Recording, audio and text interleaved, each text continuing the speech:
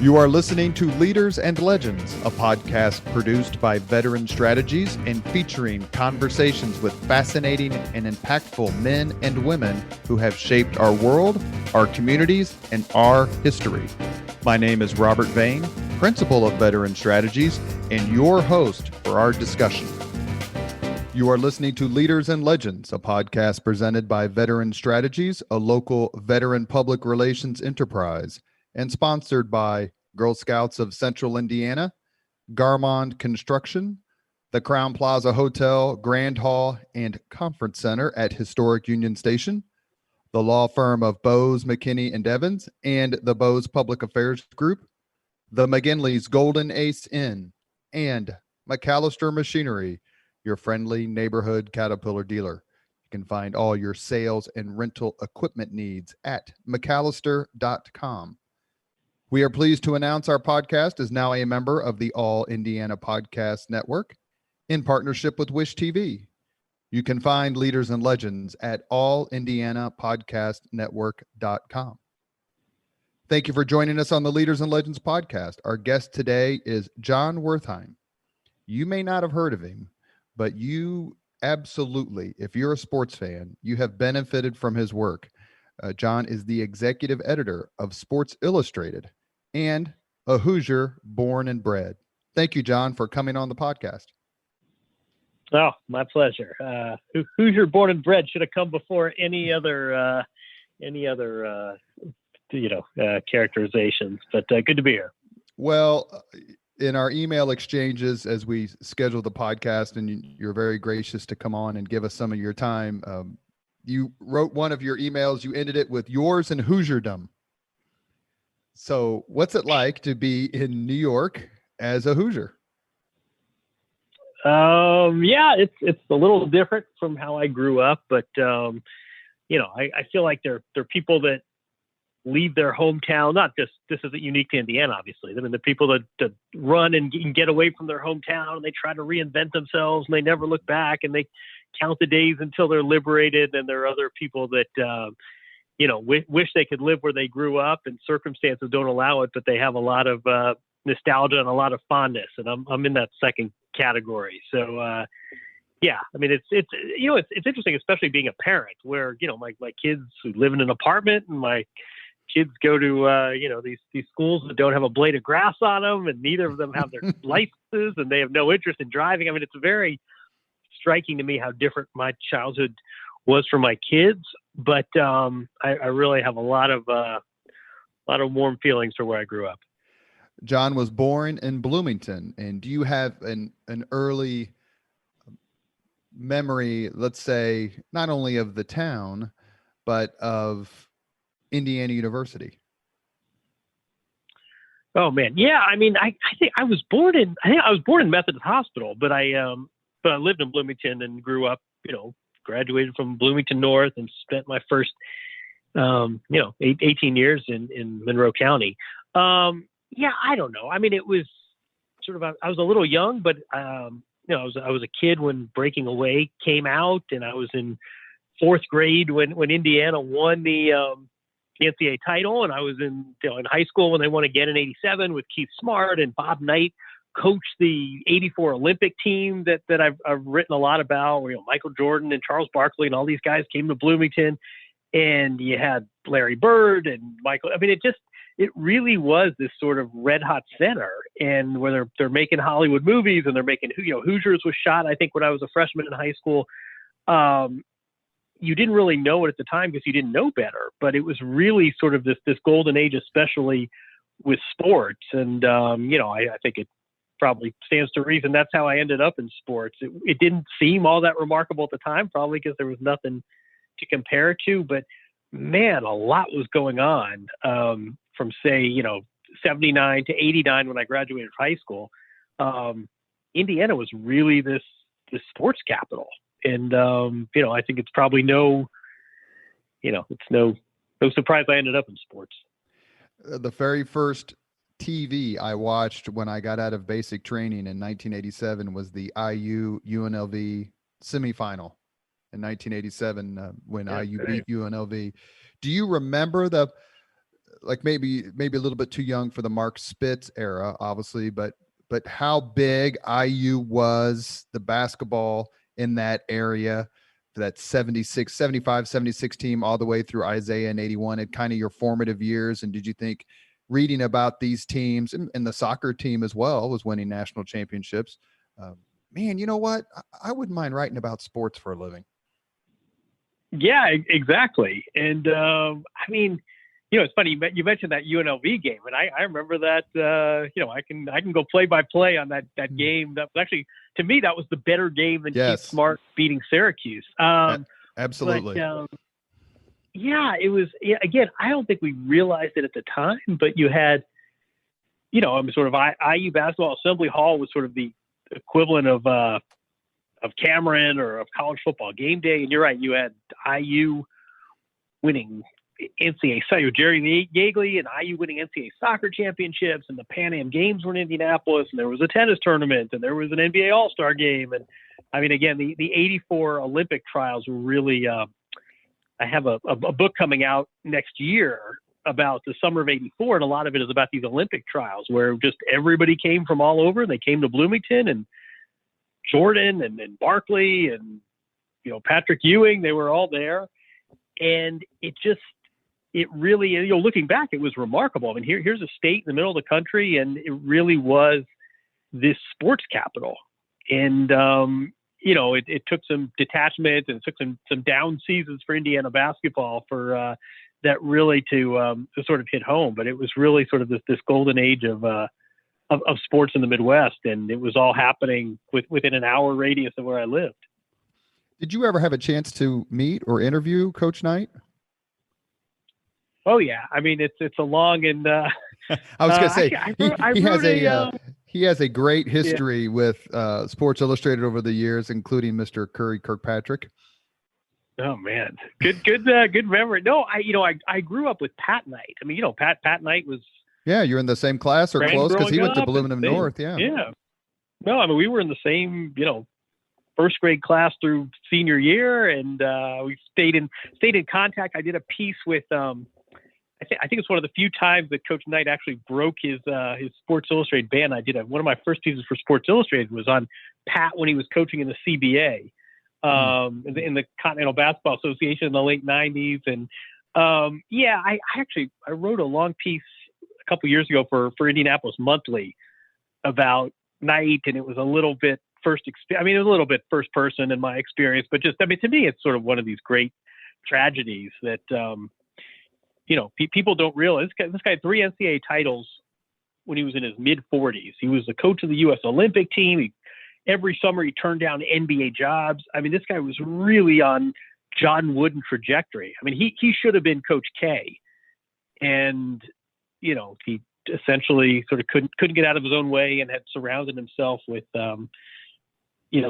people that seemed to enable some bad habits, and it was really a great tragedy in my life. I use the word guardedly, but it was a real tragedy to sort of see. Kids know Bob Knight as the crazy guy who threw the chair and who got mad on live TV on ESPN, and they don't realize that in 1987 he was on this John Wooden trajectory. If you'd said in 1987 that Bob Knight's never going to win an NCAA title, I think he only went to one Final Four after that. He'd end up in Texas, and he'd sort of be known as this crazy guy who didn't want anything to do with IU, who life had passed him by, and he would become this kind of meme. People wouldn't have believed you. They'd say, no, this guy's going to go down as Dean Smith and Coach K and John Wooden as one of the all-time great coaches. It was really sort of almost biblical to me how he had declined after being, people know at the time this guy could have run for governor and won in a landslide, and to see him go from that to what the story became was really quite sad in my eyes.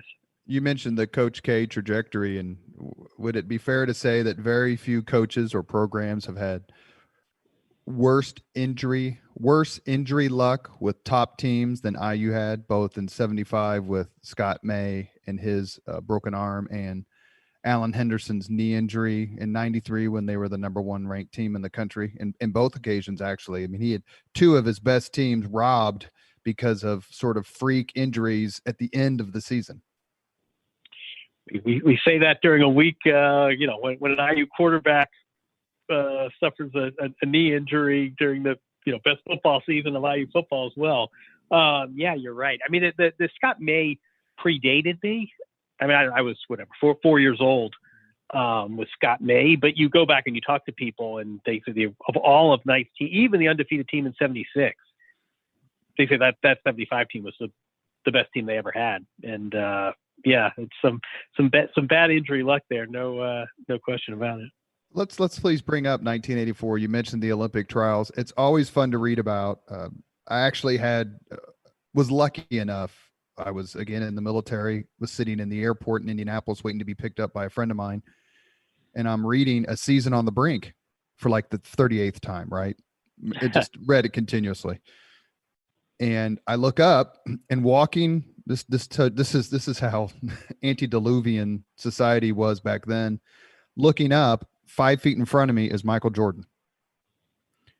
And I looked at him and I go, I just got done reading about you. And he looked at me and he kind of like, what are you reading? I showed him the book and he smiled and he goes, I have it and haven't read it. What am I in? And I said, the Olympic trials with Jordan.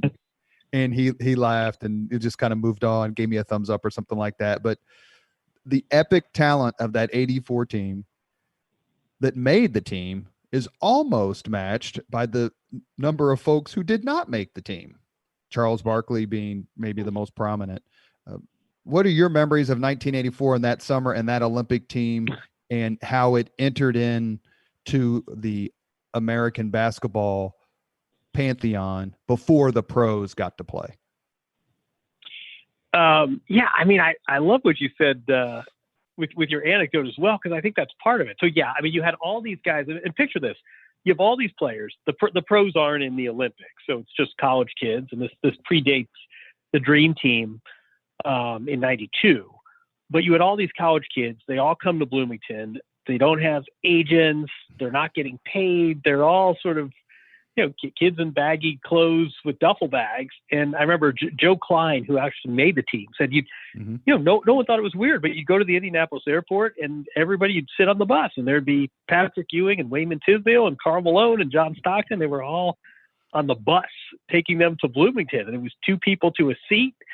And they didn't even practice at Assembly Hall initially. They played at the IU at the Field House, which is, decidedly less glamorous. And you're right. I mean, the players that didn't make the team were, Karl Malone and John Stockton and Joe Dumars and Barkley. Barkley was obviously the big one. Barkley didn't make the team because essentially Knight thought he was A, too fat, and B, had too much attitude. And there's some Barkley great stories of. And Barkley had said, forgive me, and correct me if my memory's failing me, but I've read articles where Barkley goes, I should have made the team. And I've read articles where he said, man, I just went there to audition for the pros. So he seemed kind of nonchalant about it. Is that right? Or am I wrong? No, you're right. Barkley came out of school a year early at the last minute. And you're absolutely right. And the way Barkley tells it, he said, I just wanted to solidify my draft place. And he played really well. And he was this, 6'4", 285-pound forward, but he also would run up and down the floor and dunk. And apparently he was very, Knight would wear, Coach Knight would wear a funny pair of shoes. And Barkley, they'd all be sitting around, and Barkley would start making fun of Knight's shoes, who clearly was not accustomed to this. And then everybody would giggle, and Knight would say, the quote I always learned, there's only one goddamn general in this army, and it sure isn't you, fat boy. So it was a great culture clash. And, Knight was the coach, but at the same time, it wasn't controlling your scholarship or your salary. So it was sort of a strange situation where it was one of the few times where Knight didn't have control over a player.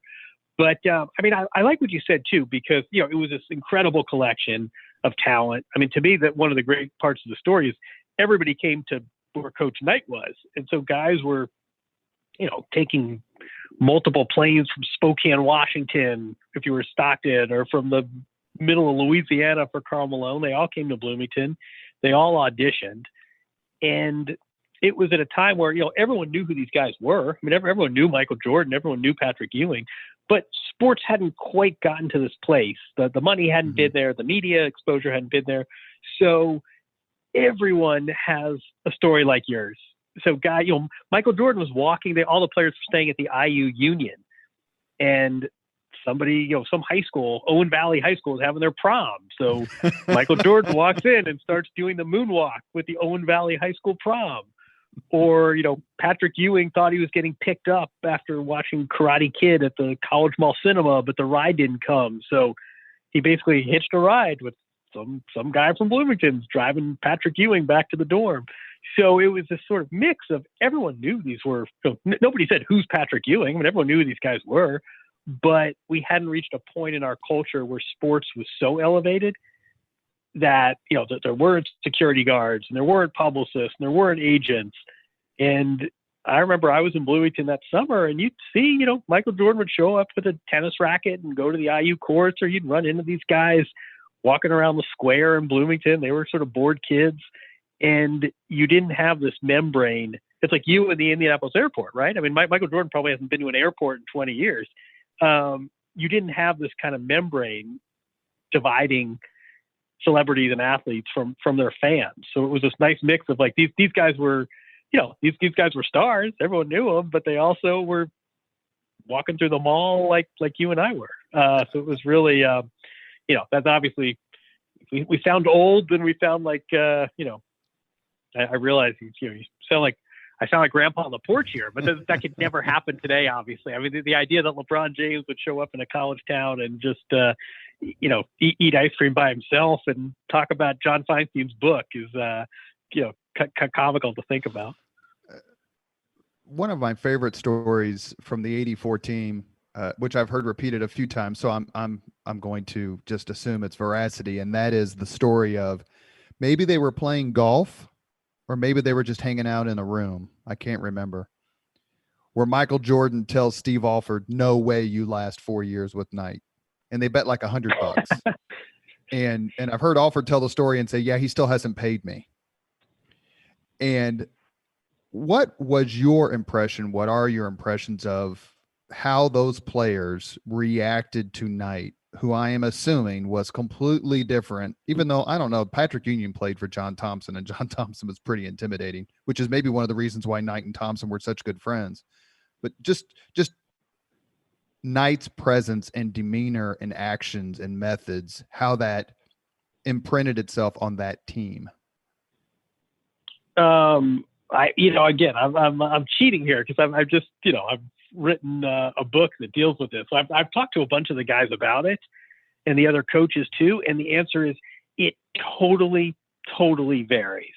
In that some players, Wayman Tisdale, for example, former Pacer great, lovely guy. No one had a bad word to say about Wayman Tisdale. He's no longer with us, and he apparently, Knight would make him cry. I mean, he literally he couldn't deal. He had a great quote where he said, after the Olympics, I'm going back to Oklahoma, and I'm going to give a hug to even the meanest person I knew there, because I know he's really not that mean. That Knight just shattered this guy, and of course, Knight, this is what a bully does. But he knew Wayman Tisdale was sensitive, so it only made it worse. So there were stories where he would stop a practice once, and he would draw an X in the middle of the court. He said, "I would just want to mark the spot. This is where I first saw Wayman Tisdale hustle." And he would really sort of abuse that guy. And I think other players just sort of rolled their eyes and said, "Boy, I'm glad I didn't spend 4 years here." And the one guy that loved it, I mean, I think Alford knew what the deal was. And the truth is, I mean, the sort of the dirty secret is, one of the perks of taking the job for Coach Knight was that he got to pick one player, which was Steve Alford. Mm-hmm. So it was sort of an unwritten agreement that Alford was going to make the team.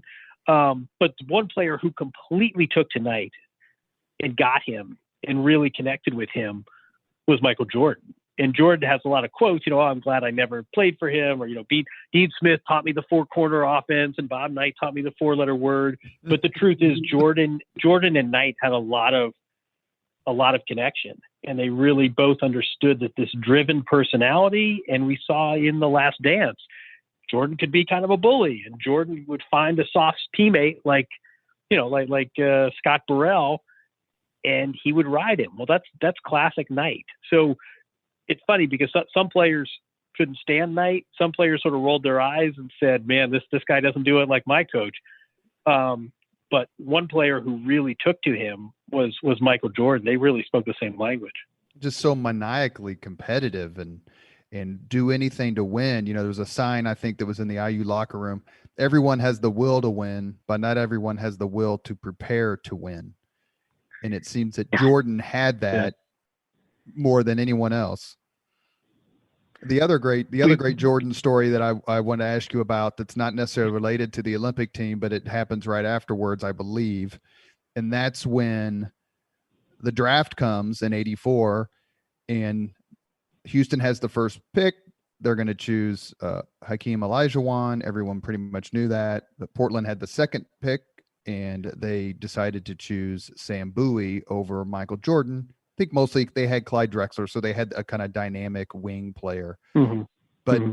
But Knight had a conversation, I forget with whom, but someone who was a good friend of his on the Trailblazers, and Knight's like, "You got to take Jordan." And the Portland guy says, "Well, we need a center." And Knight's reply was, "We'll play Jordan at center." Like, you don't have any idea how good this kid is. Did you also get the sense, we talked about Jordan and Knight, but changing the relationship a little bit, that Knight quickly realized this kid is just simply better? The summer of '84, before Michael Jordan has played a single NBA game, Knight basically says, "This is the best basketball player I've ever seen. This guy's going to be one of the best ever. You've never seen." I mean, the quotes from that summer, and this is not someone who's given to flowery praise.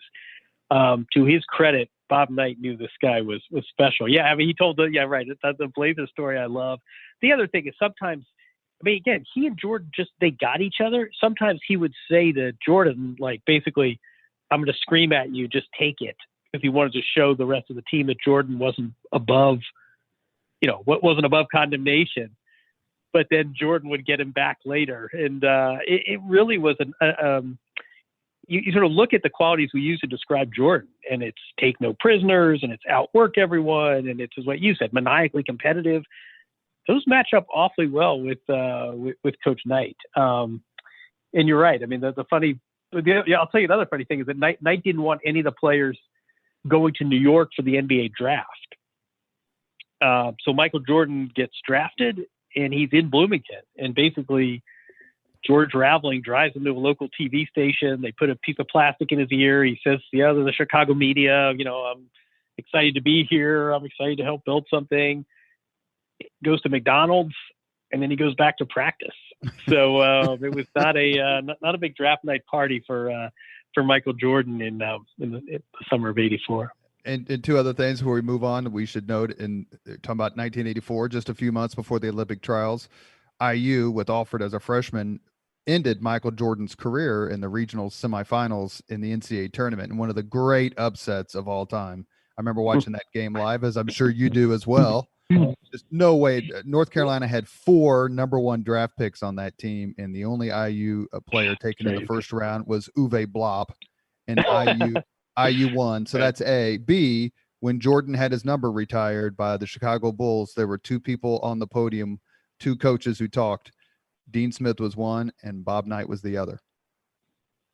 I didn't know that. Oh, that's a good. I mean, Knight that summer would always, I'm going to have to bring out Dan Dockich to stop you, Michael. I mean, that Knight would lord that defeat over Jordan. That was last college game Michael Jordan ever played. You're right. Was a loss to IU. I didn't realize that. That's a good pull. I didn't know that Bob Knight was at that Chicago Bulls ceremony. But yeah, I mean, there was a lot of again. I don't think too many people say Dean Smith and Bob Knight are it's two very different approaches to the job, but they both really seem to connect with Jordan.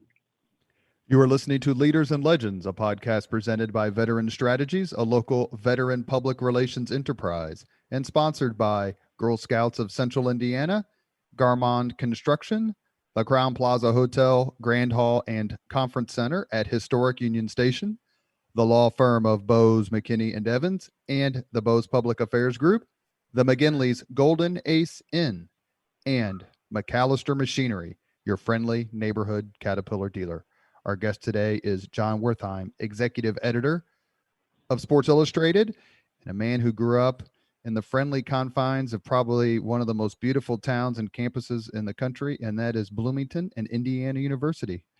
Jon, let me ask you another quick question before we move on, because I want to talk about how you went from Bloomington, Indiana to New Haven, Connecticut to attend Yale. But is there a particular Hoosier leader or legend you admire?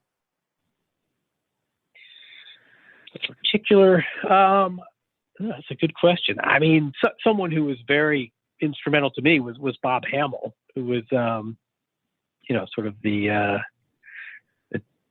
John Wooden of sports writing, who was the columnist at the local paper, who I've had the good fortune of getting to know a bit, who was just thoroughly decent and hardworking, and really someone who opened my eyes to what you could do, putting words to sports. More broadly, Indiana fascinates me as a state, and I don't know how you would ever quantify this, but from, Wendell Willkie to Mike Pence to Mayor Pete, I would maintain John Roberts. I would submit that there is a wildly disproportionate impact that Indiana has had on this country compared to other states. Again, whether it's innovation or sports or politics, or 2 of the 9 Supreme Court justices right now. David Lee Roth, John Cougar Mellencamp, yeah, right. Lawrence Axl Henderson, Rose, Michael Jackson. Yeah, you could play this. And again, this is not a state that even now I tell people, well, I'm from Indiana, and they say, is that the one with Des Moines? It's still sort of I think on the coast there's still a bit of obscurity, and people know it. It's for cliched reasons. It's for the Indy 500 or maybe for Mellencamp. But I would. I will always submit that Indiana has a wildly outsized impact on this country and this culture than people might otherwise think. Orville Redenbacher has a huge impact on the United States for his own reasons. I'm glad to know that you know Bob Hamill. We've tried to get him on the podcast, and now I know that I can drop your name for my latest email. I am definitely going to do that. Lovely man. You went to Yale. Why Yale? Why not IU? And how did that happen for you? Because it's obviously one of the most prestigious universities in the world. Yeah, I don't know. You're 18 years old, and I had, again, my folks both worked at IU for many, many years, and I took some classes there over the summer, and the campus was kind of my playground, and I just, sort of time to get away. I thought it would be really weird to go to college somewhere that I knew inside and out like that. There wouldn't be any kind of surprises or mystery or mystique. So I wanted to, go beyond Indiana and get out and sort of just, again, it was a different time period. It's probably a lot easier to get into college then than it is now, and ended up, ended up going to school in Connecticut. But again, one of those people, even go, I'd love to come back in the summers. And I wasn't one of these people who, get me out of here and I never looked back. Indiana was always kind of pretty close to whatever I was doing. Did you get a sense, though, you mentioned the movie a few minutes ago, the movie Hoosiers, that really shaped some people's perception of, especially sports fans? Hoosiers is universally regarded as one of the greatest sports movies of all time, and is mentioned by basketball players from all over the country, right? You don't have to be from Indiana, as something that they really enjoy. Do you think that had an impact, maybe reinforcing some stereotypes and busting others? That's a good question. Yeah, it's always funny to me what people think of as Indiana and what they don't. So, for example, one thing no one ever really thinks about Notre Dame in the context of Indiana. Right. People are always surprised to, whatever. Even to some extent, David Letterman, or people have this idea of Indiana. It's always interesting to me what sticks and what doesn't. And guys shooting small town, bandbox, barn basketball and bunch of hustling kids and the picket fence. And again, spending so much time in sports, Hoosiers was going to resonate more than Axl Rose and David Lee Roth and Mellencamp and Michael Jackson. But I do think Hoosiers, for better or worse, I don't quote me on this, but I think that the same night the Academy Awards were being held, the year Hoosiers was nominated, it didn't win, but I think it was the same night Indiana beat Syracuse. That's right. And someone was saying that, like, I turned to one channel and there's Steve Alford and his feathered hair moving off the pick and hitting a jump shot, and there's Jimmy Chitwood, and we get it already. Indiana guys know how to shoot. But it's always interesting to me. Let me ask you a question. Sure. Let me ask you a question about that, being on the East Coast. Forgive me. We haven't talked about the Pacers much, but were you in New York on the East Coast when Reggie Miller was lighting up Spike Lee? And did that give you a sense of pride? Yeah, absolutely. No, the answer is yes and yes. And I can't remember where I was. I think I was in law school, but that had a lot of it too, right? It was kind of this, it was Spike Lee and then you had, Slick Leonard and Boom Baby. And I can't remember the headline in the New York Post was something against the Hicks. And, Indiana had, Reggie was Reggie, but then you had Rick Smith and you had, I remember for some reason, Slick Leonard figuring very prominently in that whole, it was really a trilogy. I mean, it was really 94, 95, 96. Is that right? It was 3 straight playoff series, wasn't it? And but the Reggie game, the 11 points and I don't remind me again. What was it, 9 points in 7 seconds or whatever? Basically, yeah, 8 points in 9 seconds. Did it? Did you bring that when New York and the Colts were kind of down and the Pacers were kind of down, but IU was probably playing in Madison Square Garden. I think they won the Big Apple NIT preseason NIT once there, but Indiana's sports history in the sports figures we have produced, the state has produced, can stand up with anyone. And has that been something that you've enjoyed covering? I don't know if you've had a chance to talk to Larry Bird or had a chance to talk to Oscar Robertson and others of that level, but we've produced our fair share of iconic sports figures. Oh yeah, absolutely. And, and not just, I think the Colts was sort of an interesting wrinkle in that we knew it was a basketball state. We knew about Wooden and Larry Bird and Oscar Robertson. I mean, it was always interesting to me how we knew less about Glenn Robinson and Zach Randolph and Greg Oden. I mean, it took a bit of a turn, even though Indiana for still through the 2000s was still minting an awful lot of NBA players. And when it seemed like when the Colts were down, the Pacers were up, and when the Pacers were down, the Colts were up. And football's a little different just because it's not quite as embedded in the fabric of the state. And we all love Peyton Manning, but he sort of had the Tennessee thing going. So how much could Indiana claim him as their own? But no, I mean, Indiana sports is something that again, I'll add that to the politics theme too. I mean, again, this is for a fairly small state with only one significant city. The impact of Indiana on sports, I would say, is awfully outsized.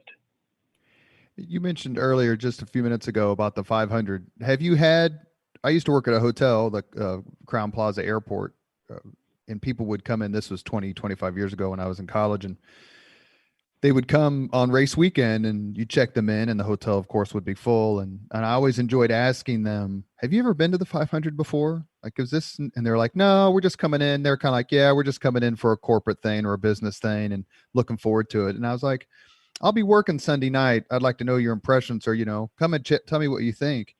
And 100% of the people would come back, whenever, take their shower, get something to eat, and they'd come to the front desk at some point and look at me, and they would be like, I had no idea that it was going to be that absolutely amazing with that many people. Have you had friends of yours and people you've met in New York City or in the East Coast who either their only visit to Indianapolis was for the 500, or that they went to a race and came back with their eyes bulging like, oh my God, what an event?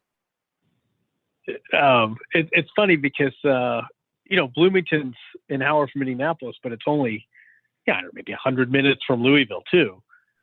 And I always think it's very similar to what people say about the Derby. So people, why would you ever want to go for a stupid 3-minute race? Or why would you want to go and watch people make, 200 left turns? And then people go, and exactly, they're like, this is the greatest sporting. I had no idea. This is like going to the Masters. And I think people that don't, and I'm not the last of the auto racing fans, and I'm not a huge racing fan or a NASCAR fan or an IndyCar fan, but as a sporting event, it's terrific. And I've only been to the 5. I didn't, in retrospect, I wish I'd gone more often. And I don't know what the ticket situation is now, but growing up, it always seemed like someone had a ticket, or they were floating around, or there was, the Q95 giveaway. It didn't seem like that tough a ticket. Mm-hmm. But no, I've had the same experience. People are skeptical, then they go, and they're like, "Oh, this is unbelievable." So, well, I think you have a connection at the Indianapolis Motor Speedway now, John, which I'm sure you could. I'm happy to help you leverage, and that's Mr. Mark Miles, who's running that place and has for the last few years, and he and his team, Allison Millangton, Doug Bowles, everybody, they've turned that 500. It's an amazing event. It's had some great races. But I think it was a couple of 3 years ago on maybe the 100th running or the 100th anniversary that one in every 1,000 people in the country was at the Indianapolis Motor Speedway. Is that right? Had more than 300,000 people there for a race. Oh, that's wild. No, Mark, I'm a big fan of his. It's always bittersweet because Mark is terrific and a great guy, but he used to run tennis for many years, including when I started in tennis, and we miss him. And every time I hear about success of the 500, I wish selfishly, I wish he were still in the sport I cover week in, week out. But no, that's great to hear. And Mark, I'm sure everybody knows that they're lucky to have him. Well, he's been a guest on the podcast a couple of times. He came on by himself. For those of you who know I'm talking about, it's Mark Miles, who used to run the Association of Tennis Professionals, which is the men's worldwide tennis tour. His resume is phenomenal. Probably the best leader I've ever met, non-elected official, but just the Midas touch. And he also came on with a few other folks to discuss how Indianapolis won the Super Bowl bid of a few years ago, because he was chairman of that effort. Jon Wertheim is our guest on the Leaders and Legends podcast. I confessed to him a tennis addiction, watching and tennis history. And hopefully that's one of the reasons John came on. He's the preeminent tennis writer in the world. If you're a tennis fan, you have to read his musings and his columns, especially around the bigger events, because he just does an absolutely terrific job. Why tennis? How did you get that beat? And talk a little bit about how much you enjoy it. And you certainly go to some of the best locations in the world. Not this year, but I grew up playing tennis, and then Lynn Loring, who was the IU women's coach for many, many years, sort of one of these John Wooden, Doc Councilman type figures who was there for decades and very successful. He was really my first coach. I always loved the sport, and Indianapolis, ironically enough, run by Mark Miles, used to have an event every summer, right where the NCAA is now, right? Just a few blocks west of downtown. At IUPUI. So, you'd go up and you'd watch, Pete Sampras would play, and you'd watch the best players. And I got to Sports Illustrated, and the great Frank DeFord, who was a real sort of, after Bob Hamill, a real mentor of mine, sort of said, it's great that you want to be a generalist, and it's great you want to write about a bunch of sports and be versatile, but you really ought to pick one to just kind of sink your teeth into, and it doesn't have to come at the exclusion of anything else. You can still do your basketball and your football and write your features, but take one sport that you can really sink your teeth into. And he suggested tennis. And I said the same thing you did. I said, oh, that sounds great. You get to go to Paris and you get to go to Australia. And he said, that's part of it. But the other part of it is sort of everyone's a little bit crazy, and everyone is sort of in it for themselves. And what I came to realize was that it's not unlike what we were talking about with Michael Jordan in 1984. All the players are independent contractors. There's not really a league. They're not teams. And what that means is that everybody's pretty accessible and everybody gets to know everyone, and there are no home games. So you sort of have this traveling circus. And I think the people in the tents, the people in the community sort of have this, it's really has this kind of family atmosphere. So, if you want to, you can't abuse the privilege, but if you want to talk to Roger Federer, you get in touch with Roger Federer. It's not like that covering Tom Brady or Peyton Manning or LeBron James or Tiger Woods. So it's a really fun sport for me to write about. They're men, they're women, they're players of all ages. They're from all over the world. They're different backgrounds, but it's also nice to actually, I did a 60 Minutes piece on Rafael Nadal last year and went to Spain, and, we've known each other for 15 years, and I wouldn't say we're hangout buddies, but, we know each other and say hi and showed me around and people said, how did you get that rapport with him? And I sort of said, rapport? I've known the guy for 15 years, and, you talk to him and have meals with him and run into him at airports, and you get to know someone. And I think tennis is really one of the last sports where that still happens. I mean, I think, you hear these stories of guys that cover the Lakers for an entire season and LeBron James doesn't know their name, or you cover the Patriots for years and years and never once get an interview with Tom Brady. And tennis is small enough so that doesn't really happen. So, I started tennis in the late 90s and kind of stuck with it. And it's really, it's not necessarily the bulk of what I do, but I really enjoy it. And I really like the people. One thing that's happened in Indianapolis is the loss of the tennis tournament, because the tournament in Cincinnati just got to be so big that it kind of just, I hate to say it, killed the Indianapolis tennis tournament. But when it was thriving in the good 70s, 80s, and 90s, as it went from clay to hard court, it won. I mean, Connors came here, Borg came here, Agassi came here, Sampras. I mean, all the top players, number one players. And in the Indianapolis tournament won favorite tournament among the men's tour. It was only a men's tournament at the end. It won favorite tournament for years in a row. Typical Indianapolis, kicking it out of the park.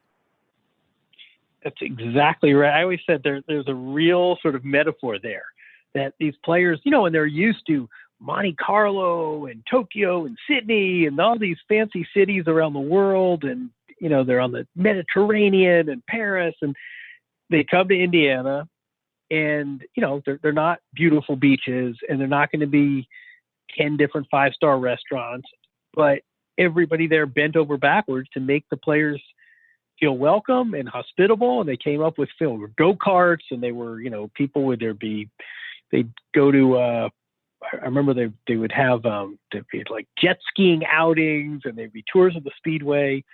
And it was real. I mean, it sounds like a cliche, but it was real Hoosier hospitality.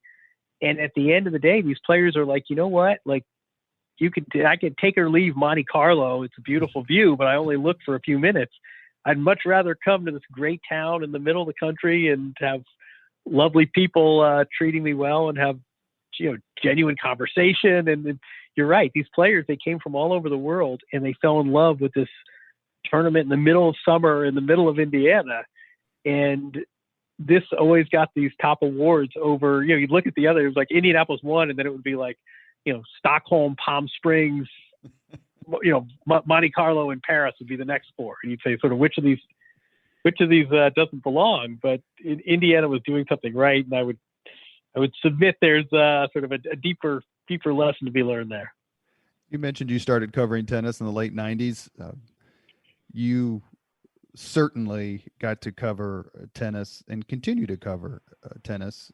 Let's stay on the men's side for just 1 second, because Serena Williams has been so dominant for the last decade plus on the women's tour. And when she's healthy, she wins most of the time. But I want to ask you about her in just a second. But just speaking with the men's tour, in the last 20 years, you have covered on a consistent basis probably 10 of the top 20 players of all time. For a journalist to be able to be in the presence of such greatness and such achievement, what does that do for you for your writing? It's a great question, because sometimes it's a challenge. I mean, think about, Michael Jordan wins 6 titles in 7 years and 8 years. And by the time, there are only so many ways you can talk about an amazing move. There are only so many ways as a writer you can describe Roger Federer gracefulness or Rafa Nadal's hustle. But it also is really special. I mean, it used to be, Andre Agassi, great player. It's, John McEnroe, great players.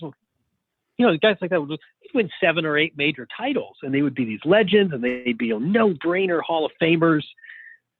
You'd win 7 major titles, and they'd be, naming rackets after you, and it's Mount Rushmore stuff. Well, now you've got 3 guys, and Roger Federer has 20, Rafa Nadal has 20, and Novak Djokovic has 17. So you're talking about 3 guys that have won almost 60 among them.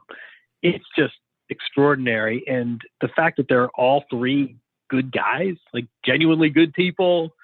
You don't feel like you go back and you look at some of the Tiger Woods coverage, and people would say, everybody sort of knew there were these rough edges, but nobody wanted to rock the boat. I mean, there are not a lot of rough edges in tennis, and you're covering 3 towering champions, but the fact that they're also just genuinely good dudes really helps. It can be a bit challenging, journalistically, to just kind of come up with something new to say. Well, because, I read your column, the most recent one, about Nadal's destruction of Djokovic in the 2020 French Open. You just sit there watching it, and you're like, is Djokovic? He's like really one of the 3 or 4 greatest players of all time, right? Like, I'm watching one of the greatest players of all time just get utterly spanked. And it's funny to read about Federer or Djokovic talking about Nadal, who's my favorite current player, on the clay in Paris. And so your point about writing about it, at a certain point, you're like, I just don't know what else. How many more ways can I say magnificent? Exactly. I got nothing left. No, I mean, the fact that, John McEnroe won 0 titles after he turned, 0 majors after he turned 25 years old. Yeah. I mean, Pete Sampras, by his late 20s, great career, but, the things were starting to fade. Nadal at about 34-year-olds. Roger Federer is going to be 40 next year. So it's the greatness, but also the longevity. And they're doing it against each other. I mean, they're winning all these. I mean, you had Stan Wawrinka win a few, and Del Potro. I remember he stopped Federer's run of 5 consecutive U.S. Open titles, and there's been a sprinkling here and there. But I mean, for year after year after year, it was either in Andy Murray to a certain extent, but it's Djokovic, Federer, or Nadal winning every single major, almost every single year. And I think one of the things that's so impressive about it is it's not like they're padding their stats by playing the Washington Generals, right? The equivalent of tennis. Exactly. I mean, Nadal has to beat Federer, and Federer has to beat Djokovic to win the title, and it's just amazing tennis. The sort of cloud over all this is like, man, what's it going to look like in a few years from now? But for the moment, it's just extraordinary, and it's also nice that I think people are recognizing it too. That sometimes, you have this in sports. Like what I was saying about Indiana in the 80s. I mean, at some point, we didn't know how good we had it, and we wish we would have appreciated it more. I think most tennis fans recognize this is not just generational. This is really once in a lifetime stuff, and that we're going to go back to, one major. It's like golf, right? I mean, one major it's him, and the other major it's him, and everyone's got a story, and it's competitive. But you don't have 3 Tigers. And that's what tennis has right now. You mentioned previous eras. I should mention to the Leaders and Legends podcast audience that you also cover MMA as part of your beat and have written about it before. Is it fair to say the tennis equivalent of mixed martial arts was Jimmy Connors against John McEnroe? And you talked earlier about how the current male tennis stars are such good guys and they're very praiseworthy of each other and they help each other's charities and so on and so forth. Whereas I remember Dick Enberg, who has a PhD from University, the late Dick Enberg, said that he was scared to invite Connors and McEnroe to play tennis on his home tennis court because they'd start fighting. Do you miss that? And do you kind of wish, like, I wish I would have been around to cover that level of I'm not going to say hatred because I don't know that that's the right word, but the certain level of just discontent toward each other. I think we're all really torn about that because, if you're writing, part of what makes writing fun is the tension and drama and friction and agitation. You don't have a lot of that now. And you look back and the idea that exactly like you said, like, the Connors and McEnroe would play each other's charity events, or, the minute Rafa Nadal won the French Open that you were talking about a few weeks ago, he ties Roger Federer. This is this, decade and a half long quest to see who's going to be better. And their horse races finally tied 20 majors apiece. And one of the first people to congratulate Nadal is Federer, basically saying, what an honor it is to be competing alongside you. Via Twitter. It feels like, exactly. Well, and in the ceremony, Nadal apologizes to Djokovic saying, "Hey, I'm kind of sorry, but you whipped me a couple of years ago in Australia." Exactly. And then, I don't know, about 5 or 6, 7 years ago, when Nadal wiped out Federer like 6-1, 6-2, 6-love in Paris, he's like, "Hey, Roger, I'm very sorry about the final." I mean, could you imagine Jimmy Connors saying after the 82 Wimbledon, "Hey, John, I'm very sorry about beating you in 5 sets for the Wimbledon. You're a really good player." That wasn't going to happen. So if you're in my shoes, or if you're a fan in general, do we like that, or do we secretly say, boy, it would be a little more theater here if these guys hated each other, and if these guys, they didn't even hate each other, there were a little bit more friction in the air. I think all three of these guys are just good dudes. I think at some level they recognize it's really special. I also think that they all have made this kind of performance decision that says, I'm going to be a better athlete when I just worry about playing and I just worry about the ball, and I don't want to get in a Twitter war, and I don't want to have this bitter rivalry, and I don't want everything I say about this guy to go through the social media spanking machine. I mean, some players really, we were talking about Jordan before, or certainly McEnroe, some players really need conflict. And I think these three guys have kind of made up their minds that conflict is just going to be a distraction. And I think Federer and Nadal genuinely like each other, but I also think they both have arrived at this conclusion that it's not going to help them win to dislike the other guy. It's ironic. You actually see that in mixed martial arts as well. Some fighters really want to have beef with the other guy, and they try to get in their head at the weigh-in, or they troll them on social media before the fight. And other fighters say, like, no, I don't want that in my head on fight night. I just want to do this as a physical exercise. I don't need that other dimension. I don't want to hate my opponent. These three guys certainly, have it's hard too, because as a fan, we say the same thing about in tennis because of, with line calls. And it's great that we have accuracy. We have replay now in tennis on line calls. And so what it means is that you have a lot more accuracy. You don't have matches that are left to these judgment calls. You don't have these times where, replay showed the ball was out. But what it also has done is it's taken a lot of the arguments. You think about tennis, and you think about McEnroe, people can still quote 30, 40 years ago. People still remember some of the lines he had when he was yelling at the chairs and the pits of the world, and you can't be serious. And so people sort of, you feel a little guilty saying it, but there are people that say, man, I kind of miss the old days when, the players may get bum calls, but at least we got to see this real agitation. We got to see all this conflict. And I feel a little bit about this the same way talking about Federer, Nadal, and Djokovic, that on the one hand, it's lovely how sporting and what good sports they are, and how much, respect and camaraderie they have. But yeah, every once in a while, it would be fun if they had a little more of the Connors-McEnroe thing going.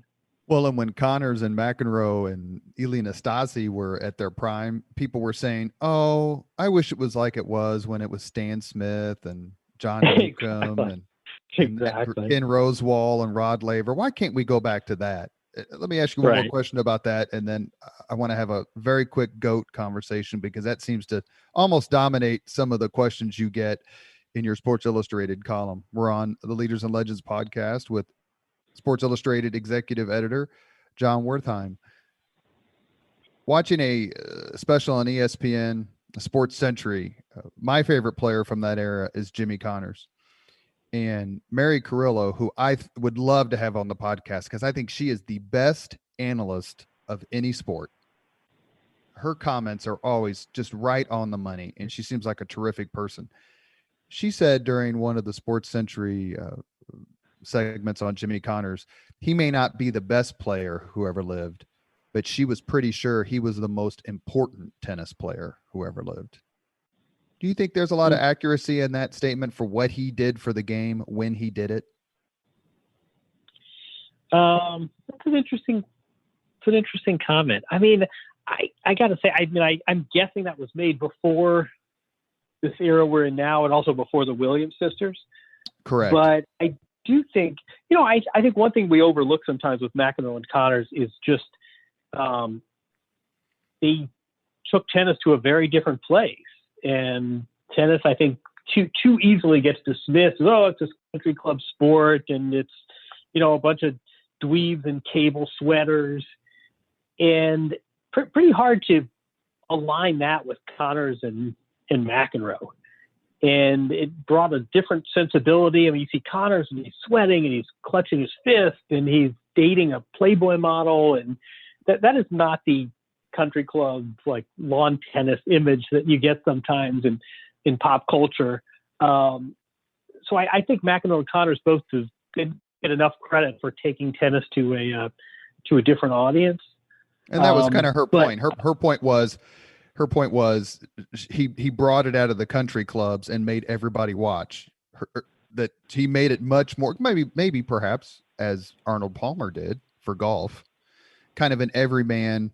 He was taught by his mother, taught by his grandmother, came up in tough circumstances. And he just, tennis before, to me, because I agree with her, there's before Connors and after Connors in terms of the public perception and interest in tennis, and how much more egalitarian it got after Jimmy became a world champion. Right. I would, Mary is a dear friend and a colleague. I'm curious when she made that comment, because I think if that was her point, I would say yes, absolutely. But I would say two African American sisters from Compton who played into their 40s and won almost 30 majors between them, probably went even further than Connors did in terms of distancing tennis from this country club image.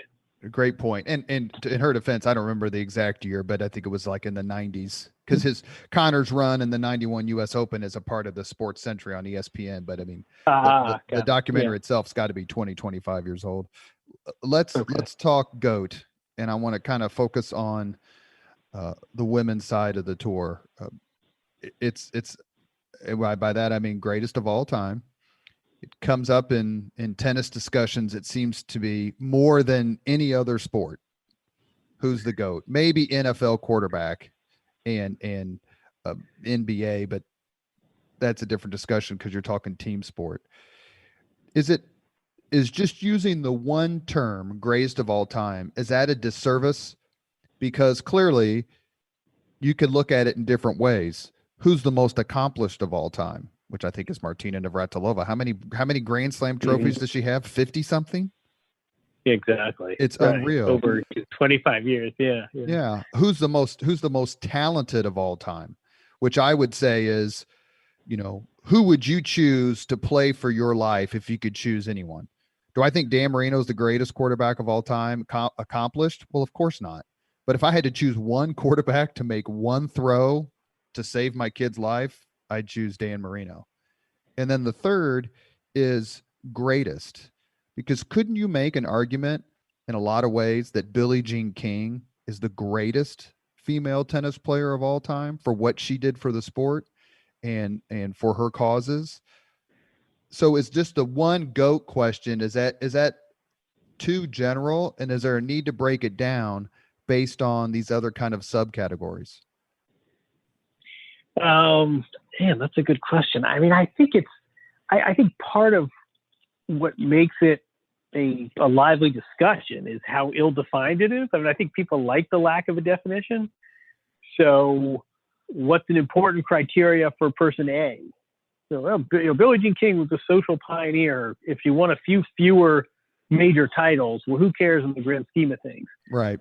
And other people would value longevity, and other people would value singles versus doubles. I mean, I think the fact that you have all these factors, and yeah, I mean, the NFL quarterback example I think is pretty good. I mean, nobody's basing this just on Super Bowls won. So for somebody, it's how much do you discount that they played with a coach that only let them throw the ball 25 times a game, and how much do you account for the defense on the other side of the ball that would have, I mean, there are all sorts of these factors that we haven't really, there's no. Or Johnny Unitas, who became, yeah, exactly. who became the first superstar quarterback of the TV era.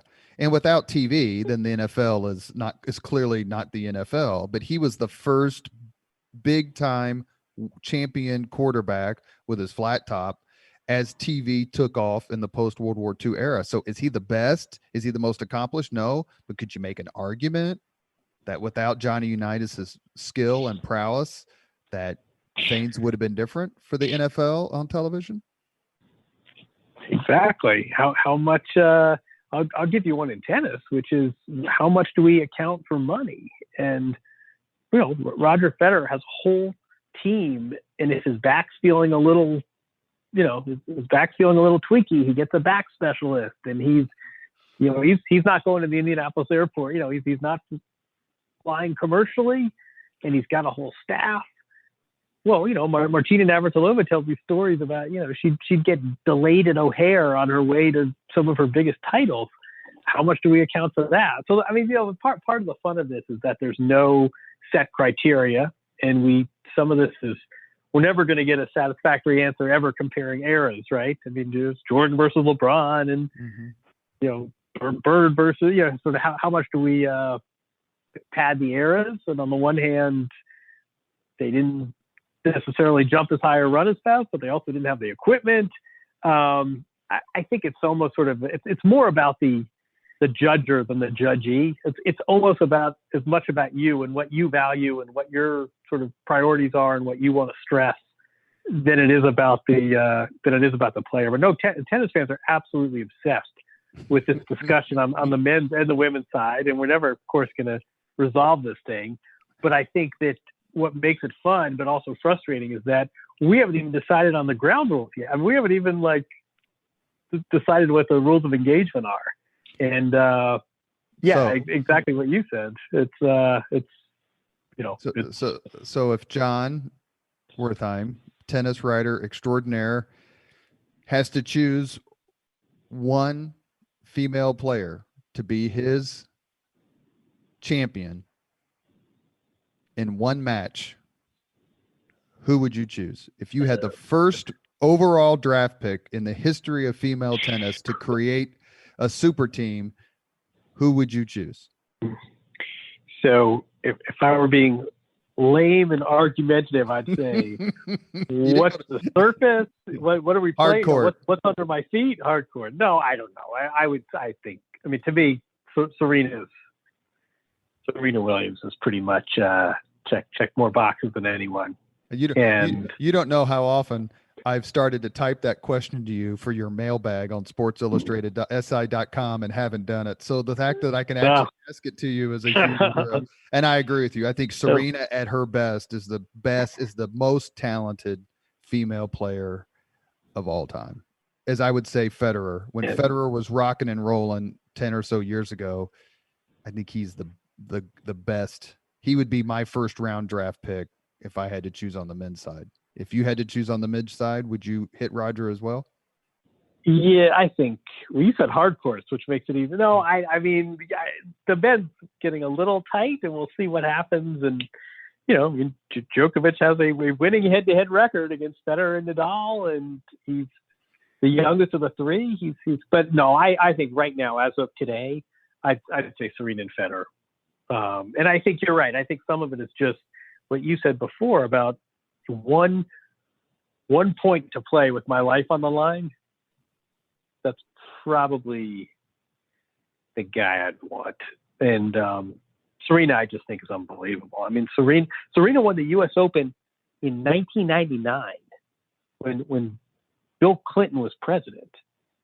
And in the last months of the Trump presidency, we were talking about her as a favorite, and she got to the semifinals. I mean, Serena is she's won more majors than anyone except for Margaret Court, which we don't really count. She's won doubles, but the longevity on Serena is just, this is 20 plus years at the top, which is just amazing. And that seems to be the real differentiator, as you were saying earlier, in eras. I mean, we made a huge, and deservedly so, right? Because he was out of tennis the year before, but Jimmy Connor's run, which is a great 30 for 30, if you've never seen it, a wonderful documentary on his run in 1991, in which Jon Wertheim plays a part in the documentary. But a phenomenal run, and it was everything that Connors wanted about sports. He won probably the greatest point in tennis history against Paul Harhus, and eventually was defeated by Jim Courier. But you mentioned Federer, 39 or whatever. If he doesn't make the semifinals of majors, that's the story, not some miraculous run. It's seen as what's wrong with Roger Federer. That's a great way to put it. That's great. Yeah. We've reached the point of the Leaders and Legends podcast where every guest gets asked the same 5 questions. We're on with Jon Wertheim, executive editor of Sports Illustrated. Jon, are you ready? Sure. I don't know what I'm jumping into, but yeah. What was your first job? Oh, man. My first summer job was scraping poison ivy off of dormitories on the IU campus. My first non-outdoor job, non-dermatologically risky job was I worked for the Portland Trailblazers fan magazine, Rip City, right out of college for $11 an hour, and one of the great years of my life. They were pretty damn good at that time. Yeah, they were damn good. Exactly. That's right. Number 2, what was your first concert? Oh, man. I think before I saw Mellencamp, I saw Billy Idol and the Colt at Market Square Arena on festival tickets, and nearly risked my life doing so. We do like Billy Idol here on the Leaders and Legends podcast. That's a great concert. And number 3, if you could recommend any book for someone to read, which book would you suggest? Oh, man. Any book. Give me more. Sports fans, just anything? Anything. If you want to recommend Strokes of Genius, Federer, Nadal, and the Greatest Match Ever Played, which was written by Jon Wertheim, then go right ahead. Oh, man, I would never be so. That wouldn't be very Indiana to plug my own work. I would say anything by John McPhee, who's written about everything from tennis to the principal of his high school to truck driving, who is just a really elegant writer who reports so deeply. You feel like you're an expert on the topic when you get to the end of the book. John McPhee is a great American treasure. Did you read Season on the Brink when it came out? Oh, yeah. No, it's funny. I actually was talking to, yeah, I did. I was, I mean, again, I think John Fine, we joke about this. He has no recollection of it. I think he drove me home from middle school once because Pat Knight and I lived near each other, and something happened with the coach Knight, and John Feinstein came and got us as a favor to coach. But I mean, I knew he was in town reporting, and then as soon as that book came out and was available, I ran and read it cover to cover. Sure. Number 4, if you could witness any event in history, be there in person as it happens, which event would you choose? Oh man. I think I would say that maybe the 27 Yankees, just because there was so from Lindbergh to the looming depression, just there was so much else going on at the same time. But I'd say the 1927 New York Yankees. Last question. If you could have dinner with anyone living today, 2 hours off the record, just to chat, whom would you choose? Oh, man. That's a great question that I should have a better prepared answer for. You've had dinner with a bunch of amazing people. I mean, truth here. I mean, I would love to talk to, I'm tempted to say Donald Trump, just to get a sense of how much of this is, I still have not resolved myself to how much of this is calculated and how much of this he genuinely believes. I mean, is this sort of genius or evil genius? How much he really believes and how much of this is just leftover reality TV strategy? I would say I'd put John Roberts pretty high up there as well, our Chief Supreme Court Justice. And then just for kicks, maybe Axl Rose. Think there's more in common between Donald Trump and Axl Rose than between John Roberts and Donald Trump? The old John Roberts, Axl Rose, it's there are pros and cons for each. You have been listening to the Leaders and Legends podcast, presented by Veteran Strategies, a local veteran public relations enterprise, and sponsored by Girl Scouts of Central Indiana, Garmond Construction, the Crown Plaza Hotel, Grand Hall, and Conference Center at Historic Union Station, the law firm of Bose, McKinney, and Evans, and the Bose Public Affairs Group, the McGinley's Golden Ace Inn, and McAllister Machinery, your friendly neighborhood Caterpillar dealer. Our guest today has been Jon Wertheim, executive editor of Sports Illustrated and a Hoosier born and bred. Jon, thank you very much for coming on the podcast. It was a real treat. Oh, likewise. That was good fun. Thanks for having me. Thank you very much for listening to Leaders and Legends, brought to you by Veteran Strategies Incorporated. If you want to contact us about this program or our menu of public relations services, please send us an email at robert@veteranstrategies.com. That's robert@veteranstrategies.com.